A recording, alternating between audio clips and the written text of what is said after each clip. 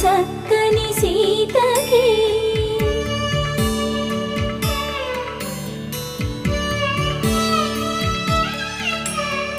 ఎర్ర జాబిలి చేయి రాముడేడని అడుగుతుంటే చూడలేదని పెదవి చెప్పే చెప్పలేమని కనులు చెప్పే నల్ల పూసైన